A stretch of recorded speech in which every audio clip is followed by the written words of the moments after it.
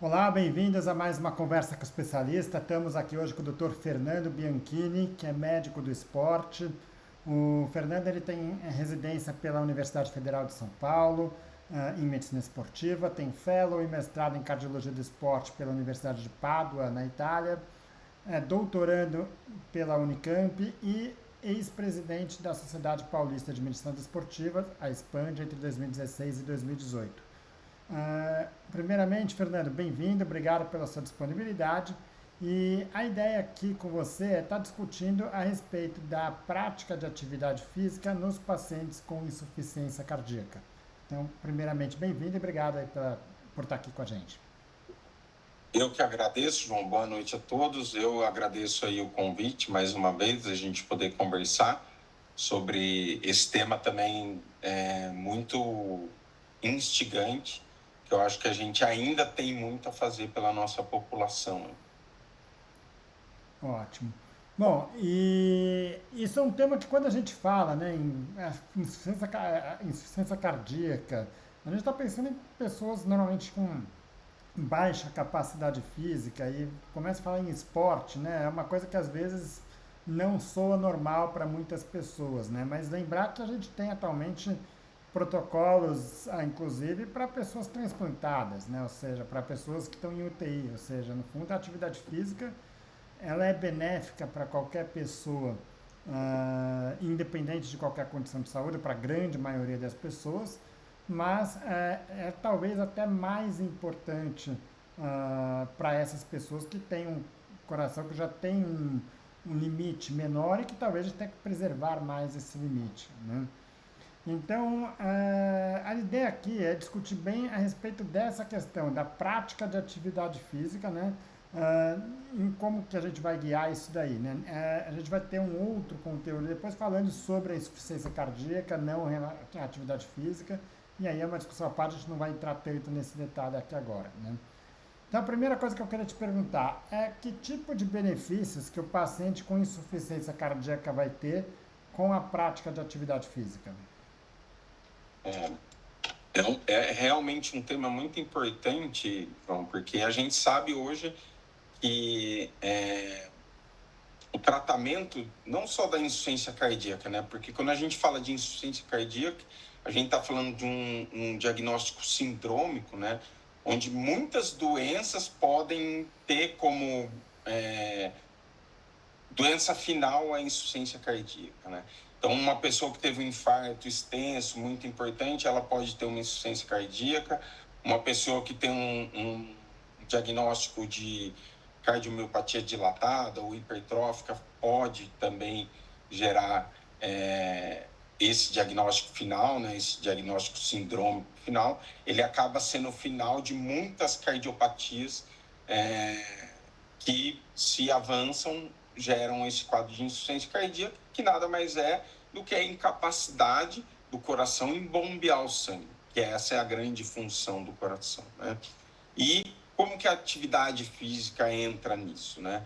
A gente sabe que pessoas com capacidade aeróbica muito baixa, com esse diagnóstico, elas se tornam, às vezes, candidatas a um transplante cardíaco, né? Como você falou aí, e mesmo nesses casos, a atividade física ela vai ser prescrita no pós-transplante. E mesmo pré-transplante, mesmo ela na fila, muitas vezes a gente está lá com um programa de reabilitação. Lembrar que nenhuma atividade física, em nenhum momento, são raras as doenças que trazem essa prerrogativa, né? Alguma atividade física feita de maneira supervisionada, com uma estratificação de riscos, sempre é possível. Os benefícios, eles começam naqueles que a gente conhece mais, que é o benefício da melhora de qualidade de vida, mas diminui mortalidade, melhora muitas vezes a função contrátil do coração, então eu consigo reduzir medicação, eu consigo melhorar essa capacidade física, fazendo com que ele volte a ter possibilidade de fazer muitas das funções que ele não conseguia antes, como caminhar alguns metros, subir um lance de escadas, ou mesmo carregar uma sacola. Então, com a atividade física, com a prescrição de atividade física, eu consigo melhorar todos esses aspectos, além de estar tirando o risco dele de desenvolver outras doenças, né? A gente está falando da cardiologia aqui, do esporte, mas quando a gente fala em atividade física, tem benefícios contra outras doenças do sistema nervoso central, como depressão, ansiedade, doenças sociais, câncer. Então, quando eu estou prescrevendo atividade física para as pessoas, eu estou dando todos esses benefícios, mais aquele específico para a doença dela, que é necessário.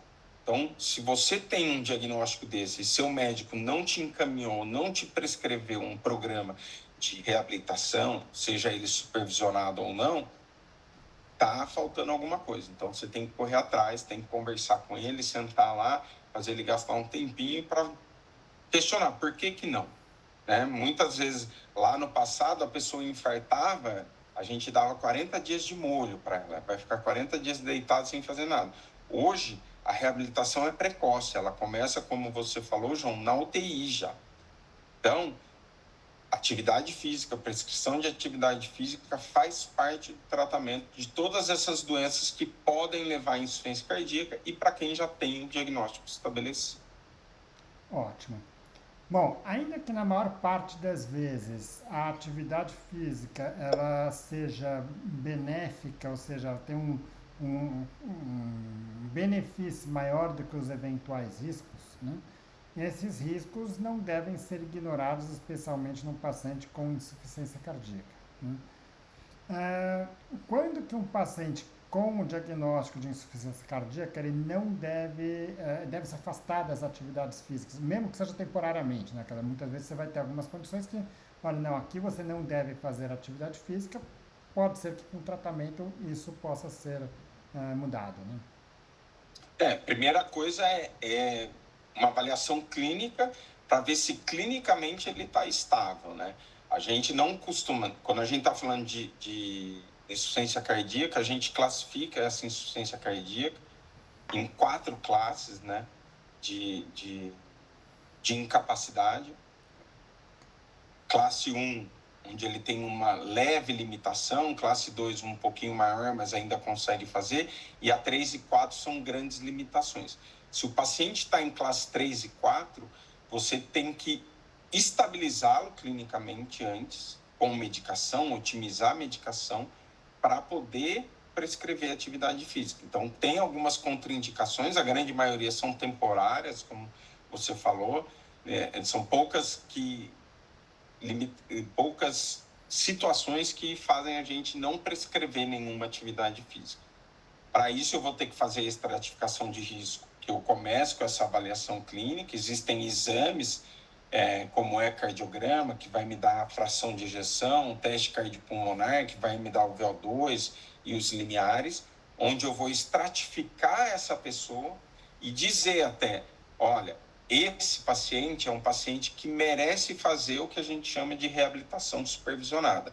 Ou seja, ele vai fazer um programa de reabilitação onde vai ter um profissional capacitado, preferencialmente com um médico naquele local, em que ele vai ser supervisionado, vamos colocar eletrodos, vamos colocar para ver o ritmo, ver se tem alteração de isquemia, pressão durante a atividade física, naquele começo, para tentar reabilitá-lo para uma situação em que ele consiga fazer essa atividade física numa situação semi-supervisionada ou, às vezes, não supervisionada.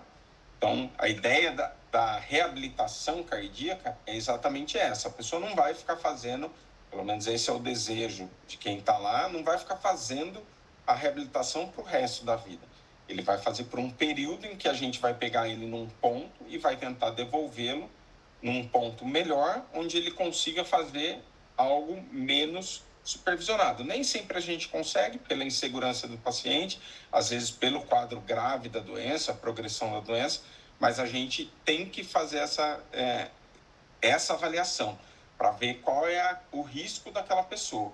Se é uma pessoa, por exemplo, 45 anos, que já tinha hábitos de vida saudável, já fazia atividade física e teve um infarto, sem perda de função contrátil, sem arritmia, eu vou ser muito mais flexível na liberação dele. Esse período de reabilitação vai ser muito mais curto.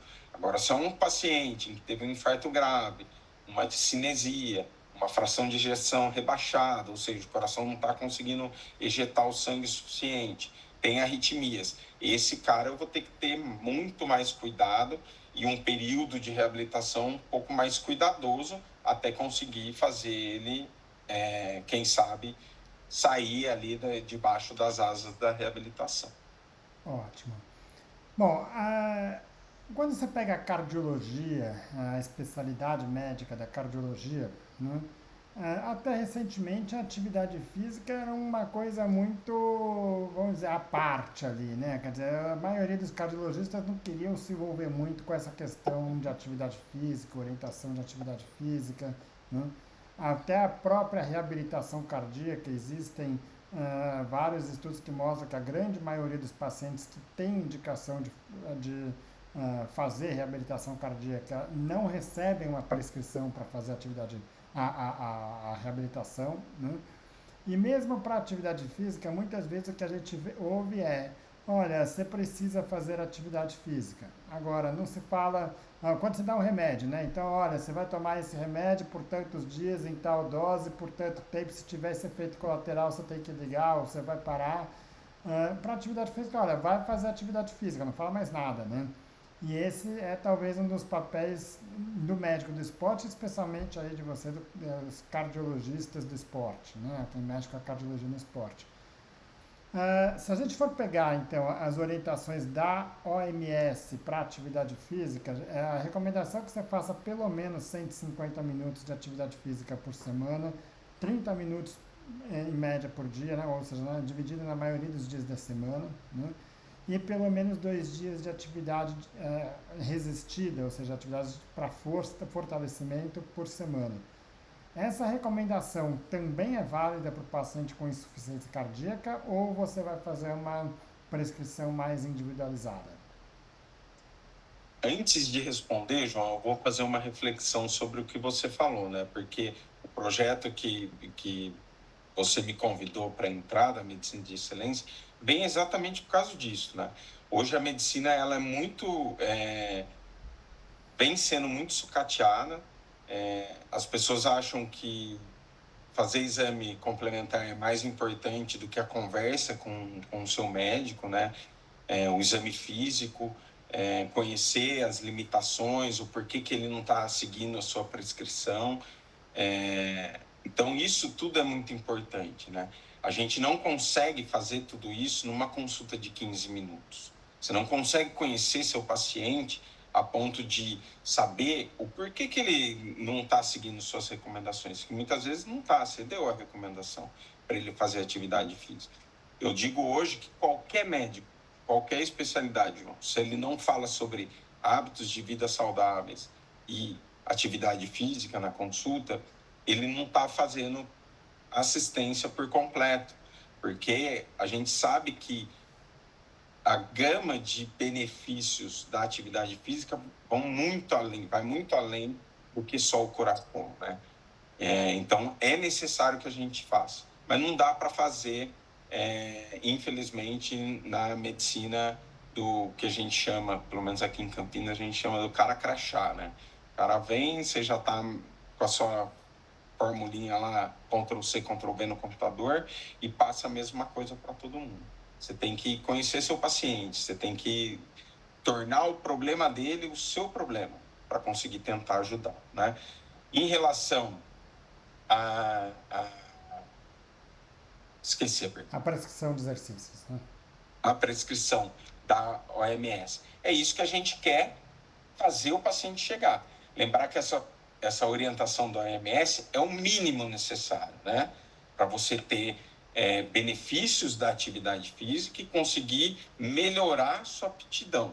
Porque é melhorando sua aptidão que vai diminuir o risco cardiovascular, que vai melhorar a parte cognitiva, que vai diminuir o risco de câncer, que vai ajudar no tratamento de câncer quando feito um diagnóstico e que vai fazer com que você morra menos de todas as causas possíveis, se você conseguir melhorar. Então, quando a OMS dá essa recomendação, lembrar que é o mínimo, né? Se você conseguir fazer mais, se você tiver um preparo para fazer mais, você pode fazer mais.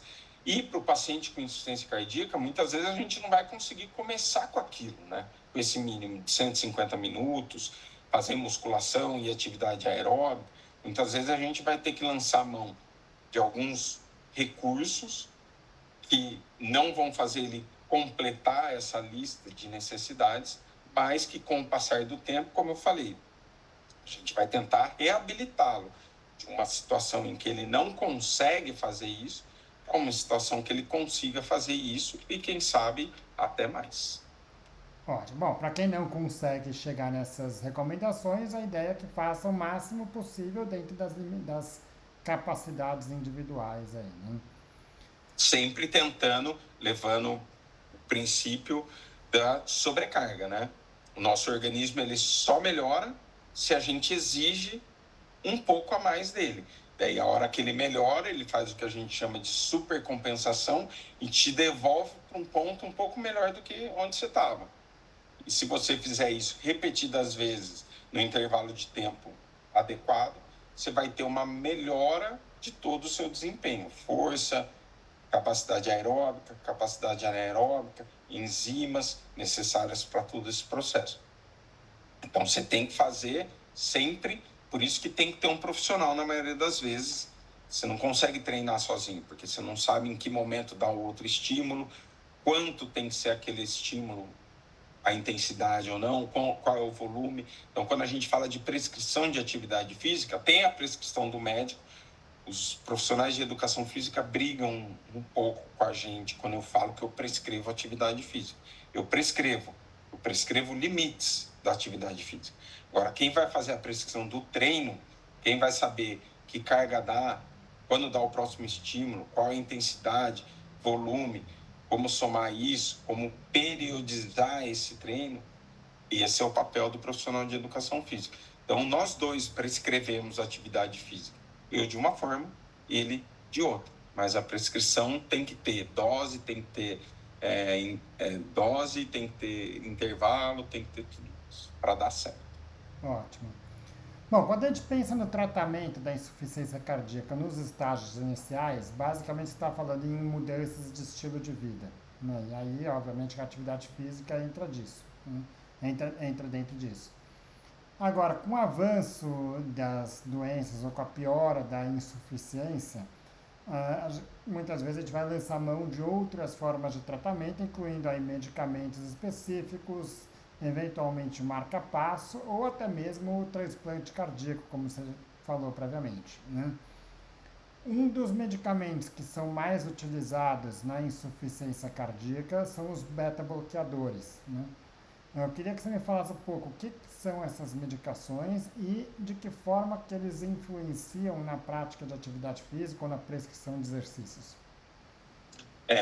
Os estágios finais aí, os estágios mais avançados de insuficiência cardíaca, na verdade, hoje, o diagnóstico de insuficiência cardíaca, nós temos um protocolo de medicações e o beta-bloqueador é uma dessas medicações, né?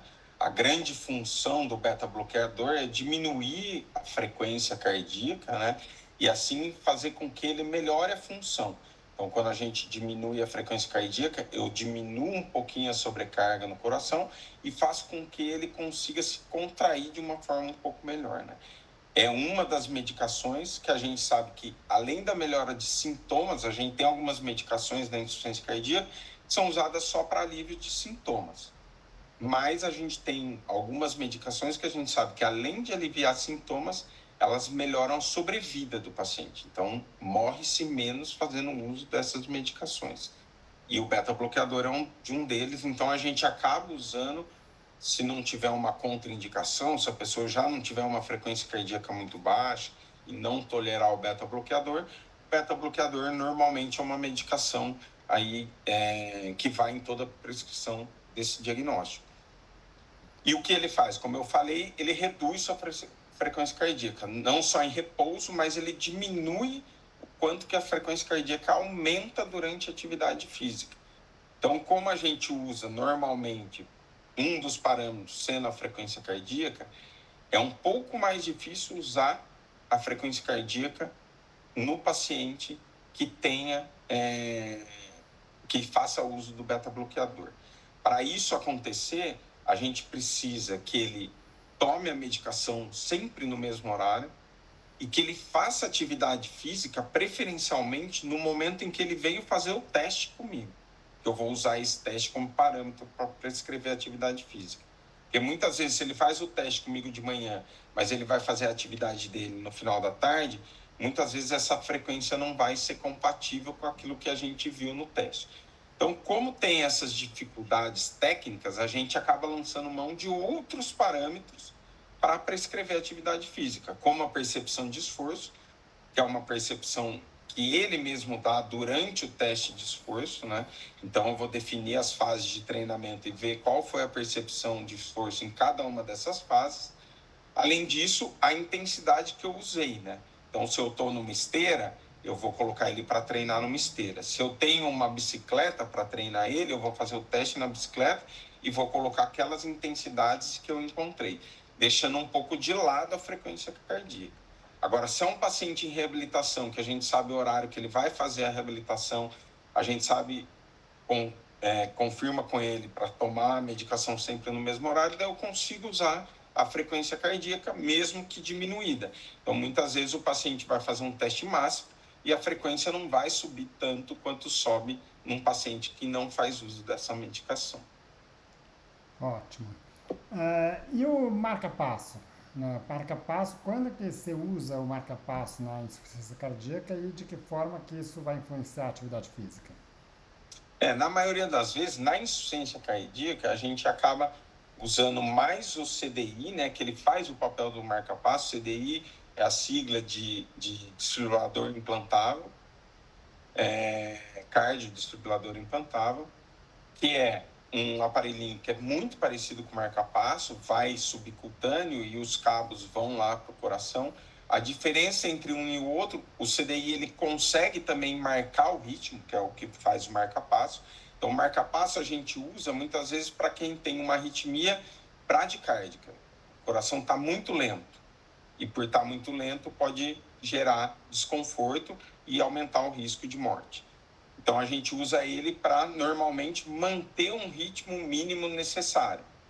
Ele consegue também fazer o que a gente chama de overdrive, né? Ele consegue, se o coração começa a acelerar acima de uma frequência em que a gente programou o aparelho, ele consegue subir um pouco e descer para ver se diminui essa frequência, mas ele não consegue, por exemplo, disparar um choque que faria uma arritmia cessar, que daí é o papel do CDI. Os pacientes com insuficiência cardíaca, normalmente eles são usuários de CDI. Daí a importância tanto do marca-passo quanto do CDI, mas o CDI mais importante ainda, é a gente saber a programação dele para a hora de prescrever o treino. Primeiro, por que foi colocado, né? E saber a programação.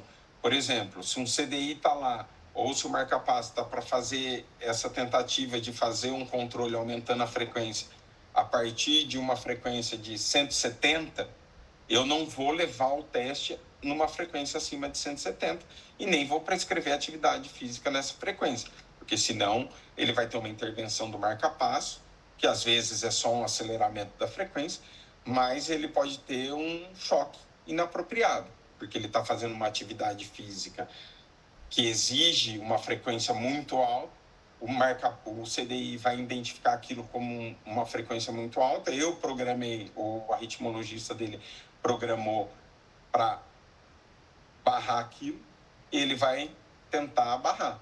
E muitas vezes ele pode tomar um choque inapropriado, que a gente chama, que é um choque no momento que ele não precisava.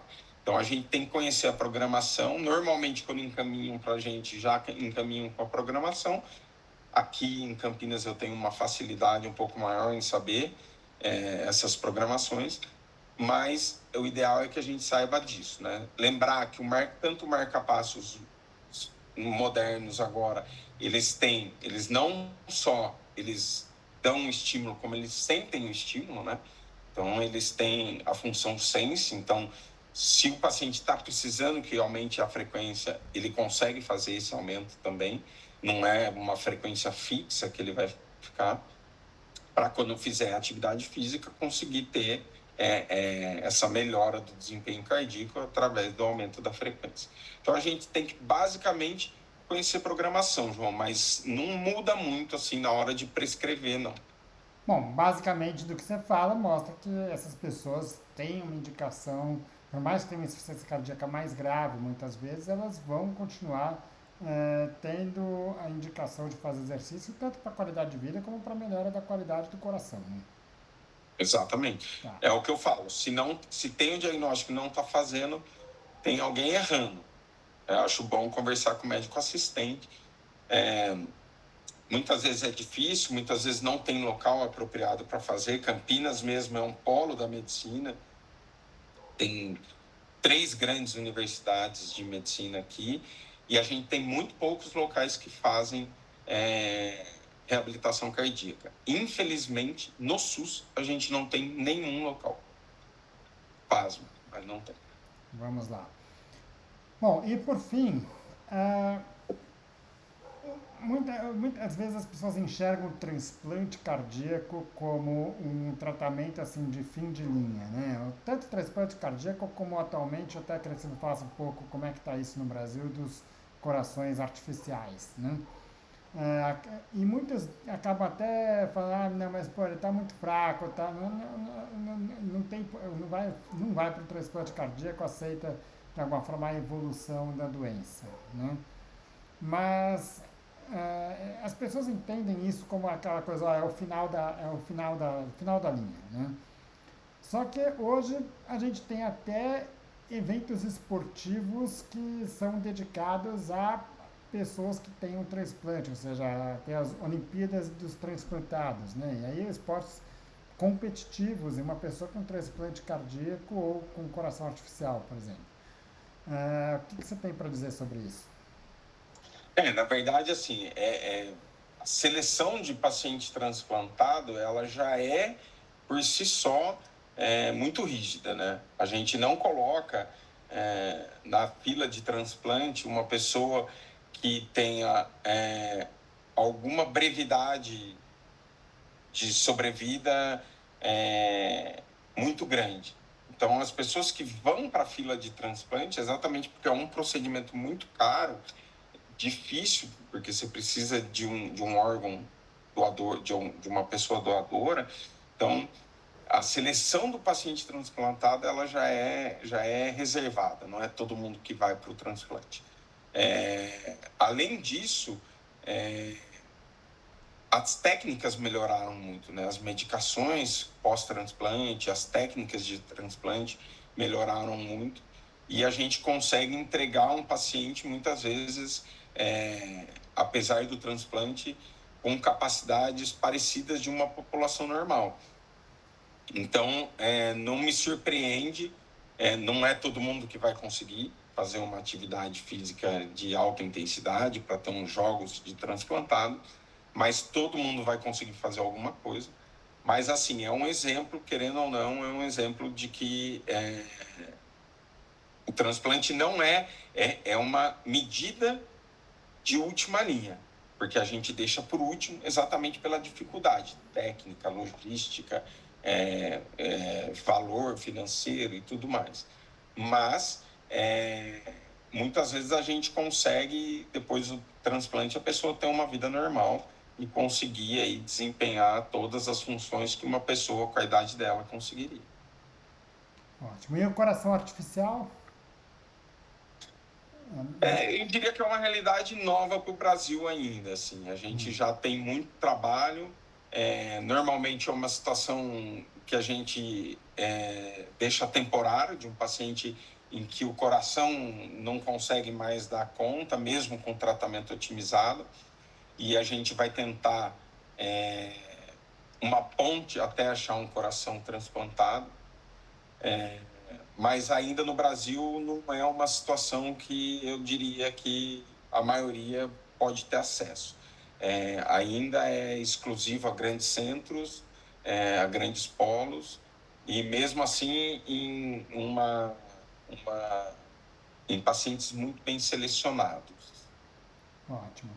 Helena, acho que deu para entender bem, acho que até para estimular essas pessoas que têm familiar ou que está ali com a insuficiência cardíaca, de que a prática do exercício é possível, ela ajuda a melhorar o coração, ela ajuda a melhorar a qualidade de vida, né? Então essas pessoas se sentem melhor, ajuda a melhorar outras condições de saúde e mais do que isso, quer dizer, independente da qualidade, do tempo de vida, é melhorar a qualidade de vida dessas pessoas, né? Qualidade, exatamente isso. Se eu costumo falar, a pessoa fala, não gosto de fazer atividade física, doutor. Eu falo, mas gosta de que alguém tenha que levantar para pegar um pote ali na prateleira para você não consiga se locomover sozinho, que alguém tenha que empurrar uma cadeira para você poder se locomover. Acho que gosta menos ainda, né? Então, a atividade física, ela tem que entrar como um hábito para todos. Para quem tem a indicação da atividade física, é remédio, tem que tomar. Se não está tomando, seja porque o médico não prescreveu ou prescreveu e você não está fazendo, reveja, porque a importância dela, como você falou, vai muito além só do coração, mas para essa pessoa é essencial o tratamento ter sucesso. Fernanda, obrigado mais uma vez. Acho que foi muito válida a discussão. Espero contar com você aqui em outras conversas. Eu que agradeço, João. Boa noite a todos aí. Até a próxima.